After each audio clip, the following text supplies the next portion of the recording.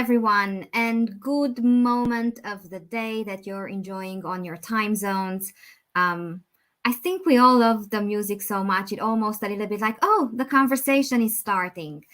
I will be your host for the next 1 hour. My name is Minola Jacques. I say hello to you from chocolate melting hot Switzerland. We have Jessa backstage taking care of us with everything logistics. And we will be spending the next hour talking about developing a new approach to leadership and trying to go deeper into what are the skills and the competencies that best place leaders at the intersection of people, culture, and strategy. I would love to see in the comments where you're listening in from. Please do drop us a note. Let us know in what beautiful part of the world you're taking time and curiosity for our conversation. And Jessa, let's make the most out of our short time today. And please bring the amazing speakers on the screen. Wow, what a lineup. What a lineup. Wonderful. So, we will be talking about a new approach to leadership.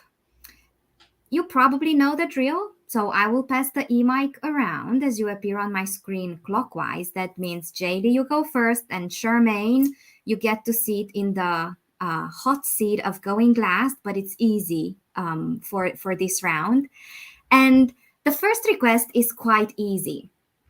First, please shortly introduce yourselves, and then I am under the inertia of working for a leadership development workshop for my full-time employment, and I came up with this icebreaker that goes like this.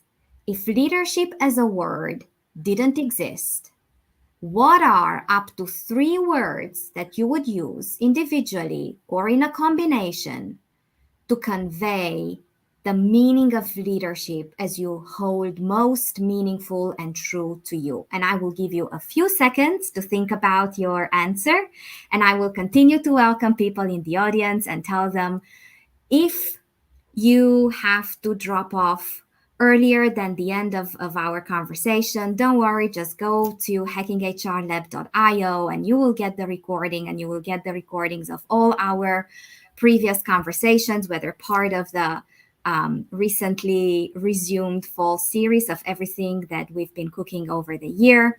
So, Jaylee, you ready to rock and roll? I'm as ready as I'm going to be, yes. Wonderful. So please just give us a sneak peek into Jaylee, and then if leadership didn't exist as a word. Okay, so I am Jolly Cohen. I have the pleasure of leading global talent for the ADECA Group. We are an end-to-end HR solutions organization globally, also headquartered near you in Switzerland, where we are really committed to making the future work for everyone. So this is a prime topic for us in our organization. This is a great question. I would say if leadership, I'm really thinking about this, challenging, rewarding, and joyful. Thank you. Tammy, good to see you. Welcome. It's been a minute since we shared a conversation. Yeah, great to be here. Great to see you again. I am Tammy Chapik. I am an executive leadership coach and founder of a company called We Inspire We, and we focus on leadership development. And so the question that you have, the icebreaker, is right up our alley. But we focus on helping individuals to really understand their gifts, their values, their strengths within, and utilizing those to be the best leaders possible versus fitting into certain molds. And the class that I teach is basically the answer to this question. So when I think of if leadership wasn't a word, how I would describe it, and I would simply say moving forward. And just to add 2 other words to it, moving self and others forward. Thank you. Now moving forward with our panel, Shole, good to have you. Good to see you all. Thank you. I'm Shola Smiley Montoya, and I am Chief HR Officer for Get My Boat. It's an online marketplace that connects boat owners and people who want to get out on the water to experience joy. I'm happy to be here. This is a great icebreaker question. I had to think about this one while you all were talking. So I would say if that word didn't exist, I mean, the first thing that comes to mind for me, something I'm passionate about, is coach. So I would definitely refer to the word coach, someone who can inspire others to solve their own problems and challenges, but help them uncover how to solve those, as well as kind of visionary is just, someone who can help kind of see ahead. And so those are a couple of words that come to mind for me. Thank you. And last but not least, making our panel today perfect, Charmaine, good to see you. Welcome. Hi, everyone. Good to see you too. So I am Charmaine, HR and business executive, now turned founder and CEO of Chapter 2 LLC, which is an organizational and talent development company using data-backed people insights to advance strategy development processes. So this was a really good question. I've never heard this one before. So I also had to think about it. And what came to mind for me was mentor, guide, and inspiration. Those are the three words that were circling my mind when I thought about what leadership could mean if that word didn't exist. Wonderful. Thank you all so much. And particularly grateful for indulging in this first challenge. So I was thinking we talked about leadership styles for quite a few years. But there is one expression that I found kind of grew on me, and that's leadership brand. So I would like to open the next round of insights to why is it important to have a leadership brand? And the small twist to it is how do skills and competencies, without going very deep in detail, how do skills and competencies contribute to a leadership brand? And for some reason, I found out that I always go diagonally. So what I will do, Shola, I will ask you to lead us into this round of answers. And then Jelly, Tammy, and Charmaine, the unmuting competition is officially open. Just take the conversation and build it. So Shola, please. Yeah, so I think leadership brand is interesting. It's something I've continuously done for myself is try to uncover what type of leader I am, and being able to clearly convey that. And so I think leadership brand is really important as someone goes through their career because it can change. I've changed, I think, my brand of leadership style over the years, but it really helps provide, I would say, kind of a compass or a guide in how you lead others.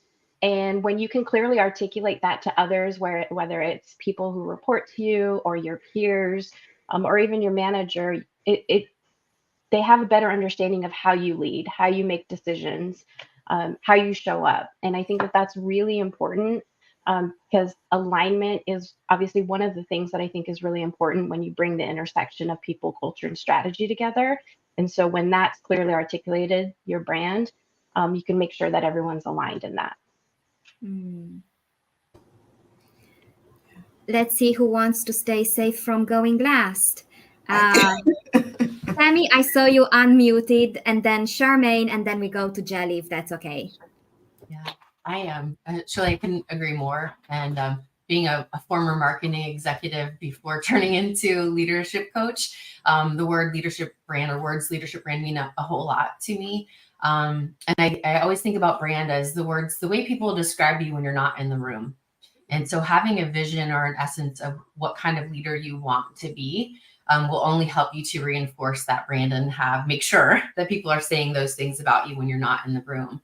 So I take clients through an exercise where we tap into what are their current gifts and strengths and things that they really admire or work really well in their leadership abilities. What do they admire in others? So there's some aspiration or growth to it. And from that, develop their leadership brand statement. I always say it's your mantra, it's your guiding light to move you forward.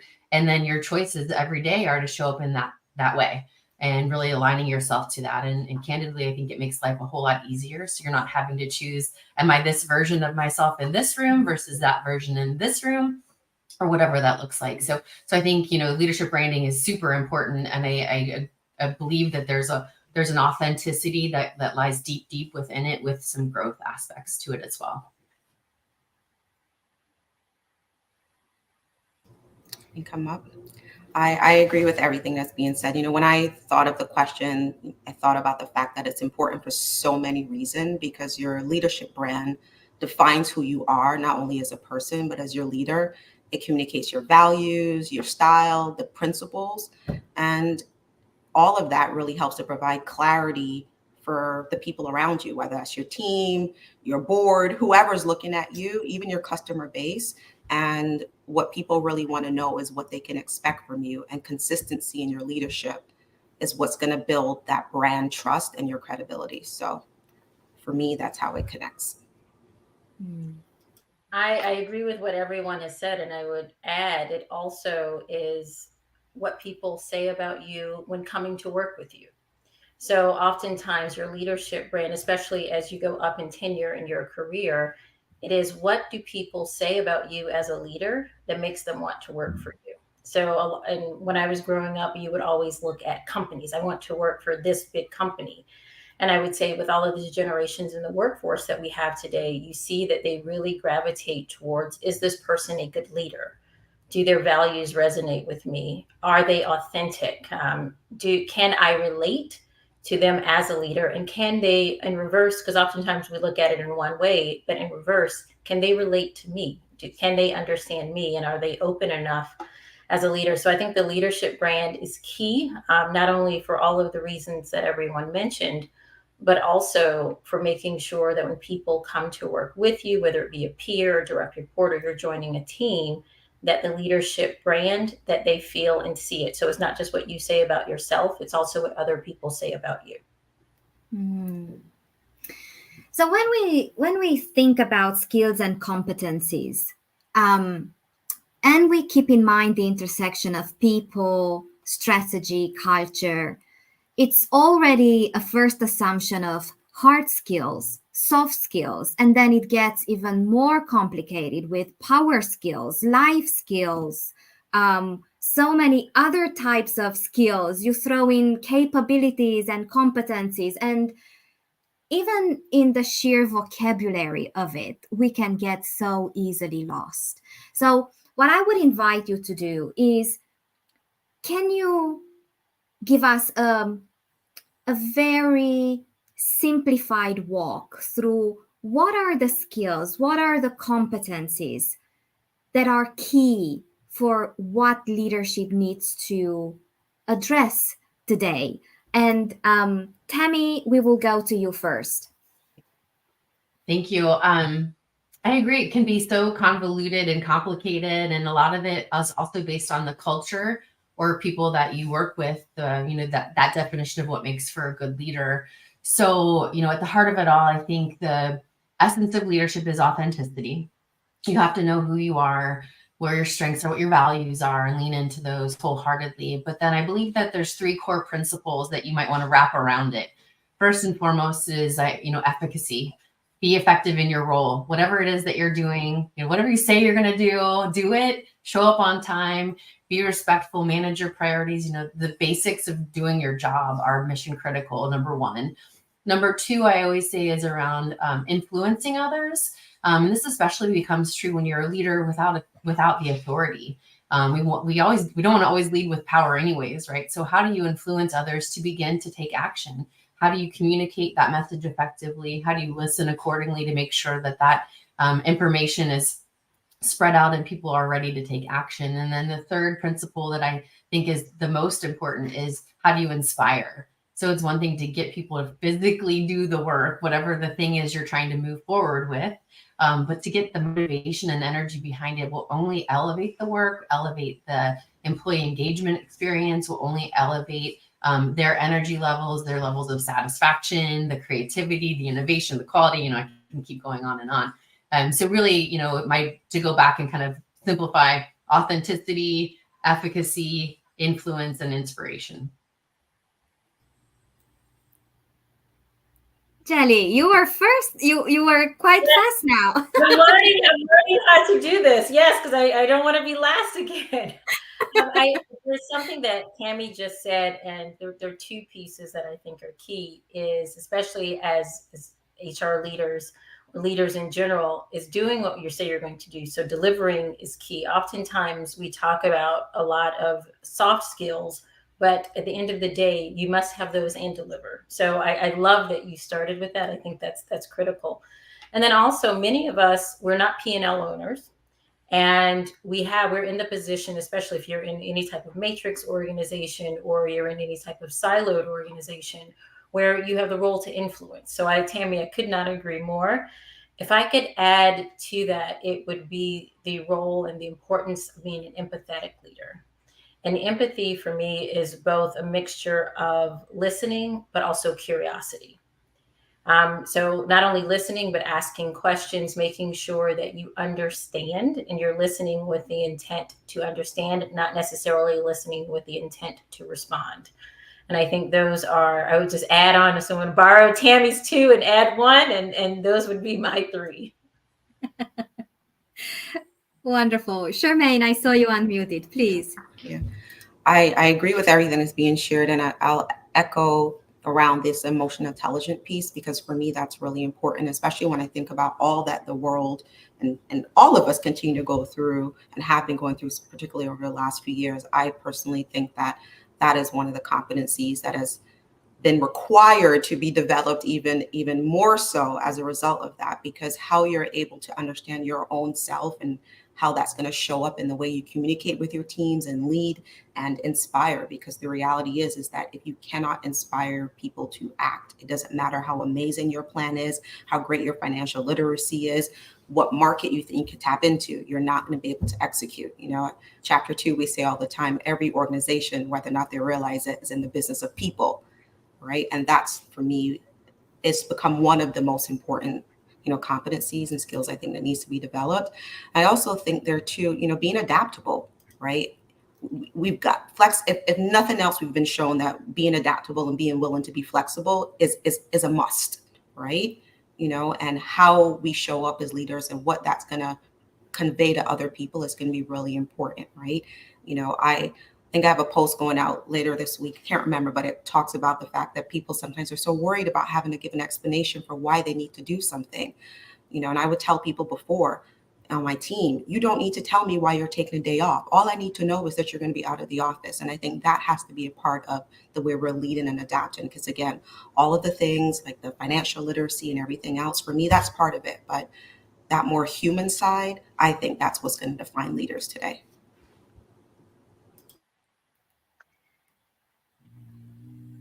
I agree with everything that's been said. For me, I would say the overarching one is the communication skills. So everything that's been said, from when I think about communication, it's that listening piece as well as the communicating clarity piece. So as a leader, it's so important not only be able to communicate clearly with folks so that they can get inspired, they can get motivated, but you have to also listen, because I think that it's 2 sides of it, and you have to be able to do both very well. Listening to the conversation, I got the impression that although we did not make it that obvious, we do not necessarily couple leadership with hierarchy. It's still the case in many conversations, and it's still the case in many environments. But here's a challenge.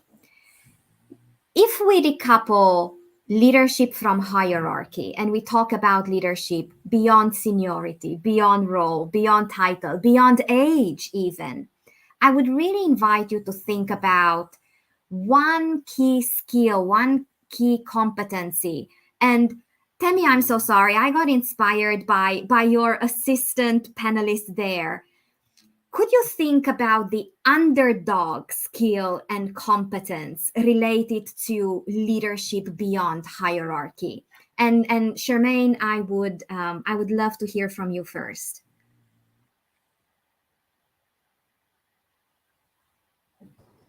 I mean, my personal belief is that, and thank you, that everyone is a leader, right? We are all leading in some aspect of our lives, regardless of what we're doing, right? For my sister who's trying to get my 3-year-old nephew to bed, those are hard leadership skills that she is having to deploy every night, right? when I'm trying to negotiate with him to eat something, those are tapping into some skills, right? So I think the first thing really is that we have to acknowledge that we're all leaders. And so many times, cultural influences and the impact, and because of the hierarchical structure that we're so used to, we attribute that to a certain layer or level within the organization. And the reality is we all are, because we are leading our lives individually, right? You are the subject matter expert of you. So you are leading. And I think that's something that we have to really lean into. And if I think about, well, what does that mean beyond that? I think for me, it's just that acknowledgement and that acceptance that we are leaders, all of us, and how we lead ourselves and how we engage is really going to be that, to your point, that underdog portion, right? Because it's going to be about how we first lead ourselves and our awareness and acceptance of where we are, because intersectional identities are going to shape what we experience and what we believe leadership looks like. And if we don't start with, I am already a leader and I'm leading myself and I'm leading these aspects of my life, then we won't tap into the fact that we can do that in other areas. Hope that answers it. Thank you. Charlotte, please. Yeah, so I love what Charmaine was saying about leading self. So everywhere that I've worked, whether it was building leadership development programs, um, or anything, it really had to do with, it doesn't matter about your title. Everyone is a leader, and it is about leading yourself. So how the working teams and even remote and hybrid, how everything has shifted, there is not so much hierarchy as much anymore. And it is about collaborating and working across teams. And how you can show up as leader is by leading yourself. What are you accountable for? How are you going to contribute to what the team needs to do or deliver on? And I think that's so important, and it's going to continue to be more and more important as things shift and evolve over time. Yeah, just to jump in here, I think that this is why I define leadership as moving self and others forward, right? Because it's not about a title. It certainly isn't about a level of, or having people officially reporting to you. It's really an attitude, and it's a way that you carry yourself and move yourself and others forward. So I think, the one kind of underlying or underdog quality that comes into that, outside of, the attitude and belief in yourself, is emotional intelligence. And it gets back to what everyone's been saying here. You have to really understand what's going on inside of you and regulate and manage that. But you also have to be aware of your surroundings and understand how people are reacting or receiving what you're doing or what you're not doing, understanding what might be going on for them. Maybe they're having a rough day for whatever reason, and just being able to be empathetic and regulate, again, yourself in the situation accordingly. So, Manola, I'm learning how to jump in there because clearly we have an expert group here. I agree with not only what everyone is saying, but Charmaine, I love how you opened it up with leading yourself. And I would say, as a leader, one of the biggest lessons and obligations, I don't even want to say lessons, obligations you have is to learn and understand from the people around you. So really, everyone being a leader, you may be the leader over a team, but your team may lead you on a project, or you may have a learning from a peer that is in a completely unrelated function. I am definitely not a finance expert, and I would say I have an FP&A analyst that leads me all the time on a variety of things. There's no way I could navigate on my own.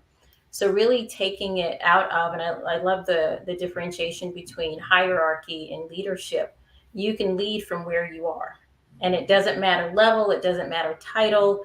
It is, can I learn something from you? Can you guide me? Can you coach me? Can you mentor me through whatever moment this is, whether it be a work moment, a personal moment? I have children too, so I agree, that's leadership, trying to put them down at night as well, but really taking that time to listen and learn from people around you regardless of title. That's wonderful. And on a couple of occasions, we mentioned pandemic. I also saw a little bit of energy around before COVID, during COVID, post COVID in the chat. So let's address that. And let's take a few minutes and really look into how everything that we've been navigating over the past 2-3 years, everything that, you know, awaits for us moving forward back to Tammy's definition of leadership.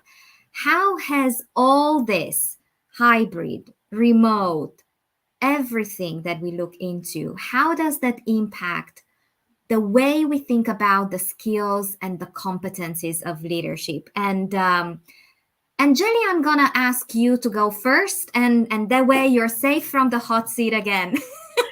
I would appreciate that as I learn here. So you're leading me, and I appreciate this. I would say that it has been a reset. It's been a reset of understanding of how to lead teams, whether you are virtual, in an office, remote. Just really resetting and the base understanding of your employees' needs and taking that time. I think we've all touched on listening and understanding with and leading with empathy. But that's not just a word. It's really taking the time, what works for people in this post-pandemic moment. Lives have shifted, people have moved, responsibilities have changed. I would say one of the most important areas I think that have really shifted in the workforce is we have reprioritized what's important. We know we need to deliver, and we know that we need to work, but equally as important are our personal needs, the balance we have in our families, and how do we incorporate that into this new world of working while delivering in a lot of uncertainty. I would say one of the moment I always say we're in is experiential. We're always experimenting, we're trying out, does this work? I think in the media all over the globe, you see, do we mandate people back to work? Do we make them come 2 to 3 days? What is this one size fits all? And I would argue really being flexible and having a hybrid approach is probably one of the best ways in this post-pandemic moment as we continue to learn. I don't think anyone has nailed it down perfectly, and I think everyone is still learning at this point. I heard somewhere in another Hacking HR panel, I think we were still in lockdown, that everything that happened created the opportunity for leadership to move from know it all to learn it all, and even to unlearn it all and relearn it all. So thank you for that reminder, Jelly. Well, let's see who has quick fingers. Shole. Yeah, so taking what Jaylee was saying about flexibility, I think that that's really important as things have changed and shifted. I think about how when everyone was in an office, like communication was maybe, all hands or town halls, pretty, communicating in hallways, in meetings. And what has shifted, I think, moving to either fully remote or hybrid is that intentionality about how you communicate, how often you communicate, what are the different modes of communication.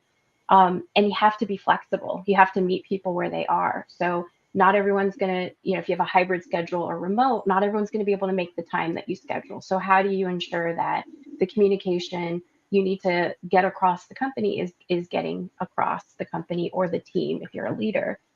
And so I think that that's one of the shifts that's happened is just how we communicate has had to really shift to being more intentional and more frequent and in various modes. Yeah, I think one of the biggest learnings or takeaways from COVID and how it shifted the world around us is bringing in humanity. So I know I'm kind of repeating a little bit of what's been already spoken about, but we've had to come away from a focus on output. What kind of work are you creating? How are you, doing your job? To who is the person doing the job and what do they need? Are they feeling safe and secure? Are they feeling a sense of belonging? Are they feeling engaged in the work? And I've really had to shift the way that leaders lead, especially, those with the direct line reporting into that, that care, that concern, that empathy, that humanity. And even, whether the pandemic had happened or not, I wonder if this would have evolved anyways, because younger generations are coming in and their biggest motivator is feeling valued, feeling like they're part of something where they're able to contribute and are cared for as human beings in it. And I think there's something really powerful in that, remembering that we're all people, we're all dealing with trying to be the best versions of ourselves possible, but also life around us. And I think, just the pandemic has taught us all that there's more going on than just, showing up at work every day and taking that into consideration. Absolutely. I think I take all of that. And for me, the biggest takeaway is one size does not fit all. And I think that has to be the biggest lesson for leadership and just all of us individually as we move forward. There are many companies and people who worked remotely prior to the pandemic, right? So for them, it was like, I know someone who was an engineer and worked for a big company for years. Like, I was doing this for 20 years before, right? So we've made something a lot bigger than it needs to be, but really it's that one size does not fit all. And we have to be willing to adapt, because adaptability is another key leadership competence and skill that needs to be developed if it is not yet developed in an individual person. And even for us in our lives, right? Again, we're all leading ourselves. So what are we open to and adaptable to? And I'm reading an amazing book called Everyday Inspiration for Change right now. That's really challenging me on that. Well, believe it or not, we made it at the half of our time here. So this is proof that hacking HR hours do feel shorter than regular hours. I will take a few seconds and welcome people who joined a little bit later. And let's make it a little bit practical. There was a comment quite early into our conversation in the chat about what can we do in companies or organizations where we don't have workshops or programs for leadership development. So can we take a few minutes and really look into how can we develop this new approach to leadership beyond the traditional trainings, programs, workshops? Basically, how do we develop new leadership in the flow of work and flow of life? So, Tammy, I will ask you to lead us into this. A couple of things come to mind, and the first is lead by example. And as someone who's desiring to grow and evolve their leadership, to figure out, what are they attracted to, what works, what clicks for them, and what they see as, air quote, good, and emulate and evolve and figure out what works for you. The other is just a sense of curiosity, as we think about leadership and the evolution of the definition and what requirements are, et cetera, right? Like, if an individual is trying to grow, being really curious about why something is this way or not that way, or how someone receiving the information, or how is someone feeling in a certain moment, and just kind of coming at it through that lens of curiosity will really pay dividends in helping them become a stronger leader, because, they're observing and learning in the process too. I don't know if it was just me, but your connection was a little bit spotty right at the beginning. And I assume you said the first thing is to lead by example. Okay. Jelly, please. I'm a big fan, especially when you're thinking about where we are with our workforce today, of reverse mentoring and taking the time to take that as an opportunity to learn. Oftentimes, especially as you progress in your career, and Charmaine, you're an engineer with 20 years of experience, example, there's so many things that have come out in the past 20 years that if we're still doing things the same way we've always done them, or with the same style, we're missing the opportunity to learn, whether it be through technology, styles, needs, values. I think Tammy and both Charmaine had mentioned about earlier, people that are younger generations, you're earlier in career talent. Their needs are vastly different than when I entered the workforce a few decades ago, we'll say, versus today, and really taking the time to say, what works for you? How can you show me how to lead you? Because I have my way, but it may not have worked for the generation that I was a part of. I went through these traditional leadership courses and programs and development opportunities, but you may need to be led in a different way. You may value leadership in a different way. You may value the way you want me to lead you in a different way. So I really am a firm believer of taking the time to not only listen, but have the people that report to you or report into your teams mentor you and give you that feedback. Absolutely, absolutely. And you said in terms of getting that feedback and that reverse mentoring, and I think that's so important. And I also think it comes in different formats, right? It doesn't always have to be on the job. What are ways, experiential learning, for example, what are ways that we can get out and do things? When I started chapter 2, one of the commitments I made to myself, and I really had to get back to it this year, was shutting down the business twice a month to go put myself in some type of cultural art, or that's my love, or close to a body of water experience, right? And what was that teaching me? It was teaching me commitment. It was teaching me discipline in a different way, right? And that I'm following through on the commitment I made to myself. So I don't think it always has to be these structured programs. And I think there's tremendous value in it. But are we open to different types of experience, even beyond the working walls, right? That are going to allow us to have different experiences in life, right? Because the more experiences we have, the more open we are, the more that we learn. That neuroplasticity is going. And then we're really able to connect other dots and see other things. Quick story, being with my nephew this weekend, I was doing things with him with chat because we talk about dinosaurs a lot. Manola knows. And I just got to a point where my chat is going to have to answer these questions. And, his expectation was that he would talk to chat like he does Siri. And so, yes, you have the voice thing, but I had to teach him like, oh, yes, we can do voice to text, but now you have to hit send. But for him, he just expects to talk and then it just goes, right? So even that taught me something in terms of at 3, he has an expectation of how he's going to learn. And that is another way that I'm thinking about what does that leadership look like? To your point, how do you adapt to what your people need? And more importantly, sometimes when we are guiding others, they may not have the language to explain what it is they need. So how do we change our words and how do we adapt to what we're saying and how we're approaching them so that we can actually understand what their needs are?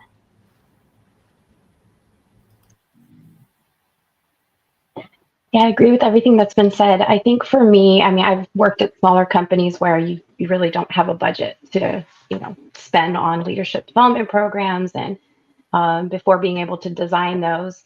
I think of it as a few things. So 3 steps. So one is learn, and then you reflect, and then you iterate or adapt. And so in that first step where you're learning, that's either on the job, that's getting feedback from others. It could be a variety of different ways where you're taking that moment to learn something either about yourself or about the work you do. And then the second step is reflect. So you can reflect on the feedback you've gotten, the experience you had, and really take time to figure out, okay, what went well, what didn't go well, what would I do differently next time? And then that last step is really adapting. And so taking what you've learned and what you've reflected on and being able to either set up goals or tell yourself, okay, I'm going to do it differently next time and set those up for yourself. And really if you do it in those 3 steps, you're actually really developing yourself as a leader. And you don't have to spend a lot of money on it either. And so I think that's a good way to a framework that I like to use when you have limited budget or or you don't have access to a leadership program. Yesterday, we had an amazing panel discussion on inclusion and belonging and how to place these at the center of everything, and including at the center of leadership. And I would like to bring a little bit of that conversation here. And I think I'm not taking a huge risk when I say that the very reality of our life and of our workplaces is intersectionality. And we touched a little bit just now on how leaders can understand what their people need. But my question is, how can leaders get what they need to be able to address and serve intersectionality needs? So, Charmaine, I will ask you to take this one, and we will take it from there. Yeah, thank you. So for me, the first thing is self-awareness, right? Do you know where you are? none of us, and the panel was excellent yesterday, by the way, none of us are going to ever be experts in these areas, right? We all, every single human on this earth who's ever been, who ever will be, who is, has intersectional identities. And that's the first thing that we need to recognize. And then understanding what that means for you as an individual person, I think it's key. I don't see someone being able to successfully lead someone else if they don't understand first who they are, what their identities are, and how that shapes and influences the way they may perceive others, right? It's critical. We are in a global world. The digital transformation has done that. We are all over right now having this session in different countries. So it's really important to not only identify where you are, acknowledge that, but then who are the people that you need to surround yourself with to get educated beyond where you currently are, knowing that you will never be fully educated, but who are the people who are least like you that you can think of, right? And then who are their networks that they can invite you to know that's even more further removed from who you are, right? You're not going to grow and learn if you're not exposed to different environments, different cultures, different people, and you're not actively putting yourself in those situations, right? And it doesn't always have to be, because I want to acknowledge, as an introvert, I do not want to go to all the things. I don't.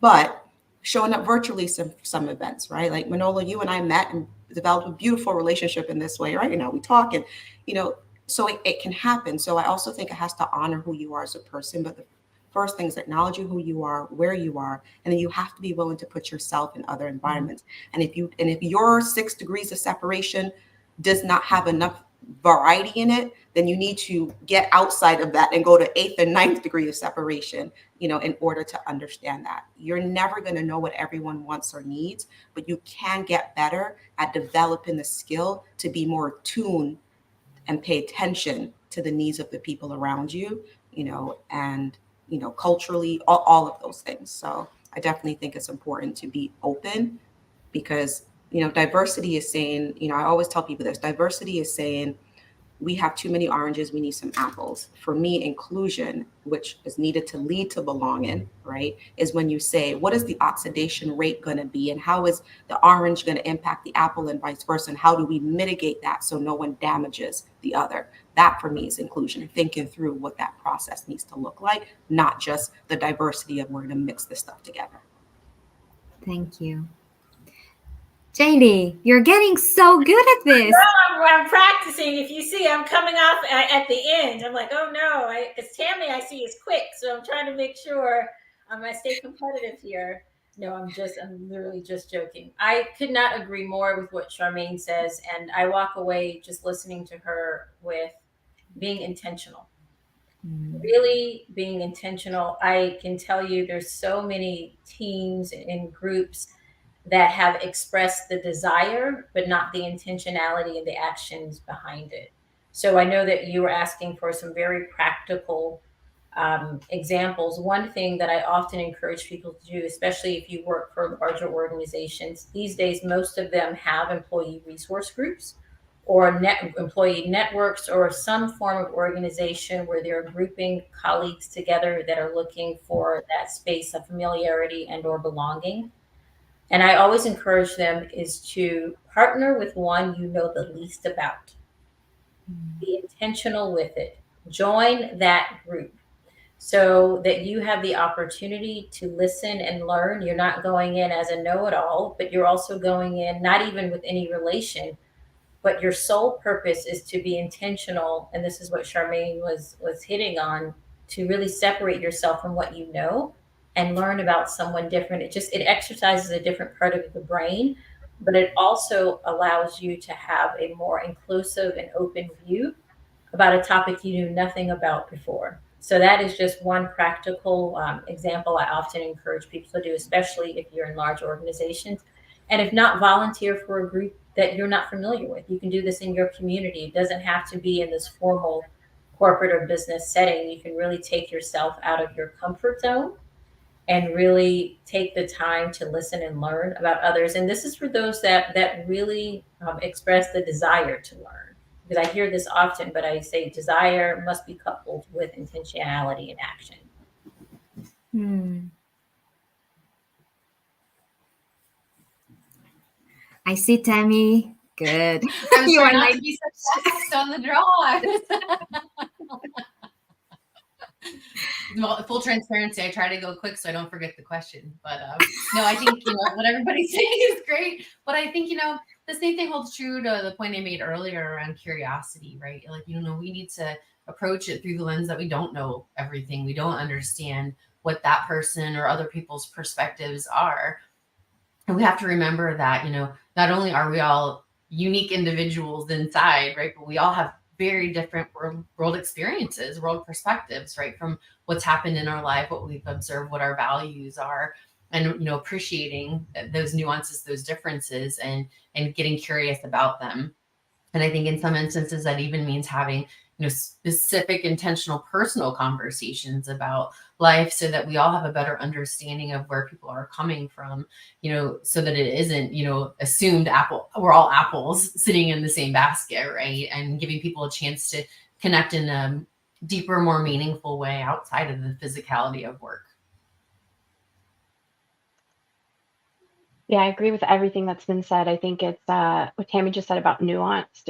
It's so true. The experiences that everyone has. It's also going to depend on. I mean, intersectionality is so interesting because it's going to depend on that particular situation and what that person identifies with, and it's going to be different in a different situation. It's so nuanced and different, and I think even when you think you know something, you don't entirely know everything. And so coming with that curiosity and that beginner's mindset to listen and understand another person's experience and point of view. Now we talked about curiosity so much. I am curious about one thing. When I sit in conversations about leadership and developing leadership, sometimes I walk away feeling like there's this unsaid expectation that leaders can be all things to all the people all the time. Yeah. So do this, develop this, do more of this, develop this deeper. And a couple of days ago, I stumbled upon an amazing article in Forbes, and it talked about setting boundaries when you practice purpose-driven leadership. And I found that fascinating. So I have been thinking about, in the workshop I already mentioned, to have some conversation space around what is the skill, what is the competence of boundary setting for leaders. And I will leave this question here. And I would invite you to just unmute yourselves as inspiration strikes. Oh, Jenny is in full position. So, what is boundary setting as a skill for leadership?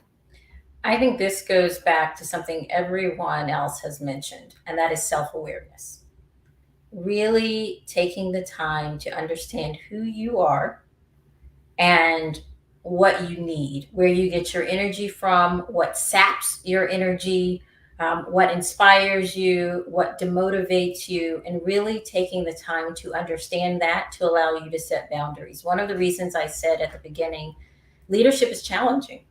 It is not easy being a leader. So everyone would do it. It's not easy being a leader, and it's not easy managing people. I find it very rewarding, but it is for certain a challenge. And having the boundaries to know how you manage your own energy and how you manage your priorities and what are your triggers to where you're no longer an effective leader because you have allowed people to take your energy, take your space, come in and sap and not give to you. I think it's just so key. So I would say, and I know that everyone else has already touched on this, but I think this is so key that they all highlighted this as a leader, taking the time, whether it's through assessments, 360s, feedback roundtables, skip focus groups, girlfriends telling you, whatever the dynamic is, taking that feedback to help you become more self aware is key. I think it's one of the most important things you can have as a leader. Oh, I was just gonna say, I love that. I think one thing that I've learned in my career is, when I look back and I remember the time where my cup wasn't full and I wasn't showing up as the best leader as I possibly could. It impacts everything. It impacts how you show up, how you work with people. It's kind of demotivating for, the folks that are on the team. And so it's so important to be self-aware, and be able to adjust along the way right before you get to that point. And it's, yeah, so important. The one thing I would add, in addition to that, is as a leader, you don't need to know everything, and surround yourself with great people around you who can contribute, collaborate, be an expert in it. That actually helps keep your energy focused on the things that you do best. Oh, I love this question so much. Boundaries means access. And that's what I want everyone to remember and take away, even leaders. And again, we're all leaders in an aspect of our lives or several aspects of our lives, right? Beyond the workplace.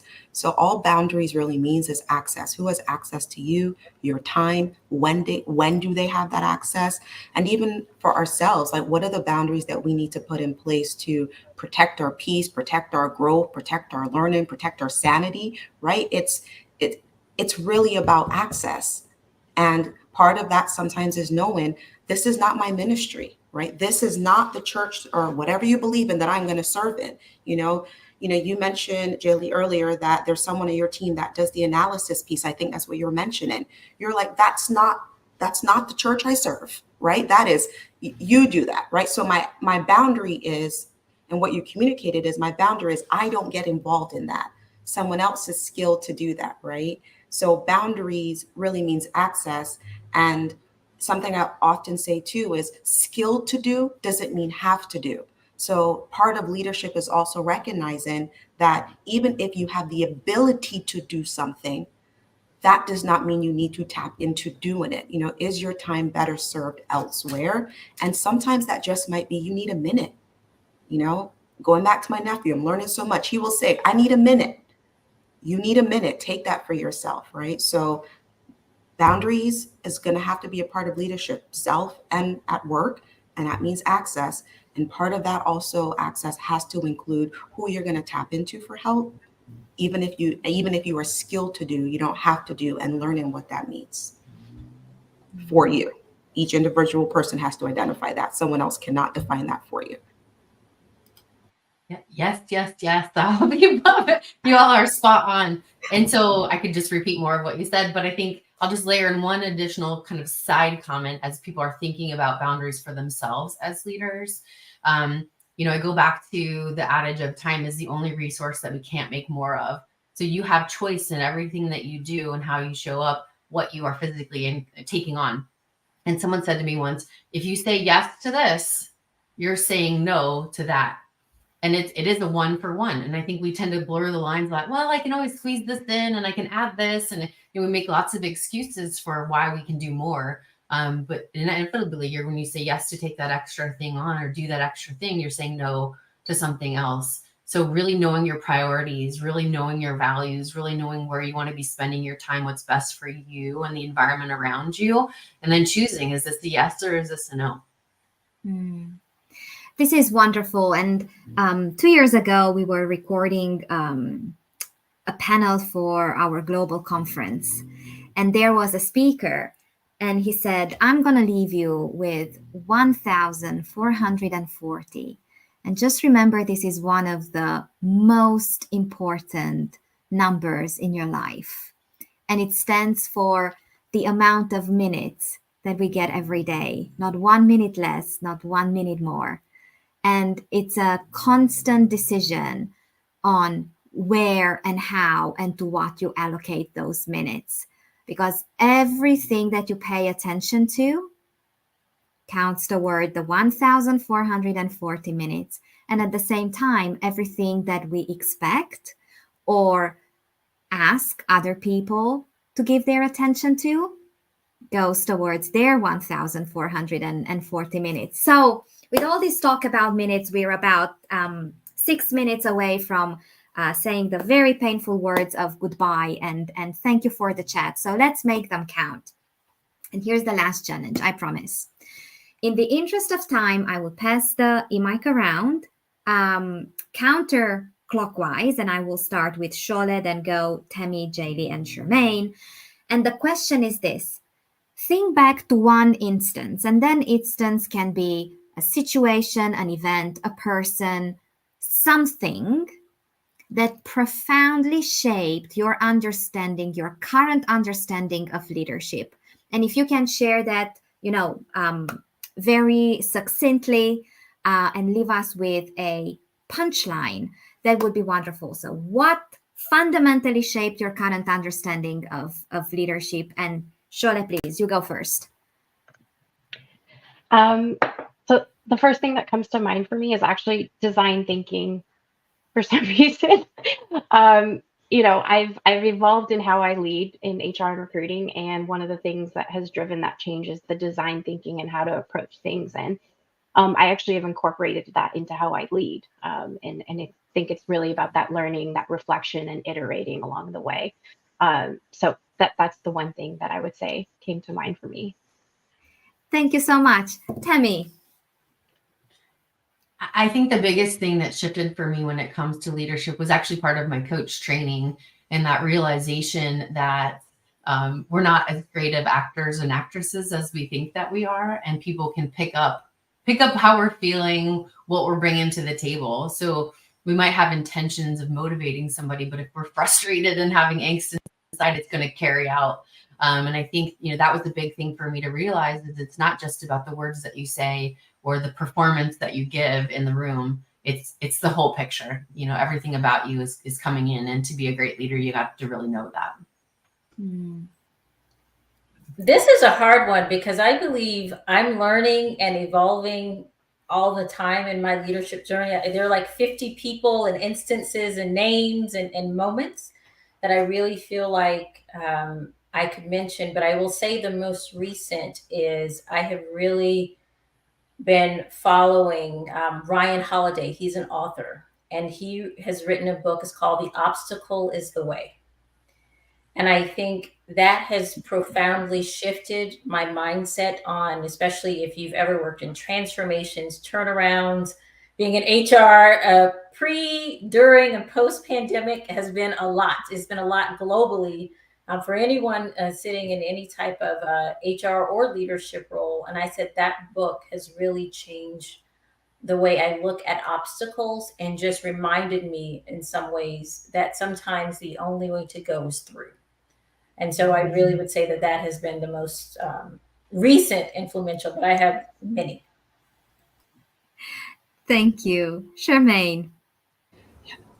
I also have many, so I'm going to just end this with one of my favorite things in terms of, leadership and what I've learned is, from Dr. Maya Angelou, where she said that I've learned that people will forget what you said, they'll forget what you did, but they'll never forget how you made them feel.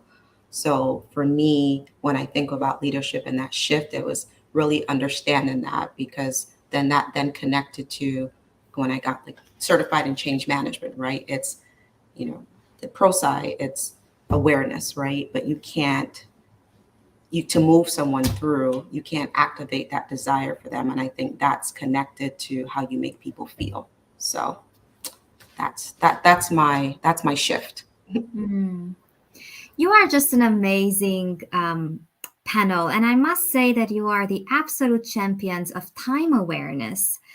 So when I did ask for condensed answers, you took that literally, but that means that you created enough time for me to break a promise, which I almost never do. So we have 2 minutes to go. And here's another question. This is the bonus question for today. As you look at all the work around leadership and leadership development that you're currently either involved in or hear about, or wider conversations than just the ones within your organizations, what is the loudest question about leadership that you have in your mind at the moment?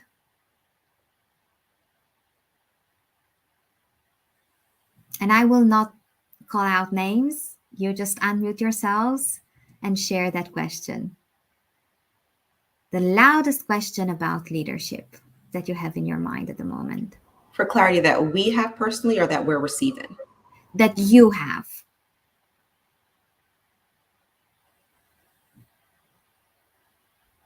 This is so hard because I feel like every time I have a question, then I research the crap out of it. So I think the biggest question I have is, how we're going to continue to evolve as leaders, as the world around us continues to evolve, including younger generations coming into the workforce, including the digital era, including AI, all the things. So how are we going to evolve moving forward? I would say leadership, how to avoid leadership burnout. And I think we touched on that with the boundaries. For all the reasons Tammy just mentioned, that can be overwhelming. There's so much coming at us as leaders. It's not just running a business and leading a team. There's so many disruptions and disruptors out there. So how do we avoid leadership burnout and really manage our own energy and boundaries? Thank you.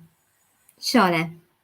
Yeah, mine's similar to Tammy in a way. It's how do we ensure that the skills that are so important for leaders don't get lost with emerging technology and with being more remote in a global world? I think that that's a big question that's on my mind. And how do we maintain those important skills over time?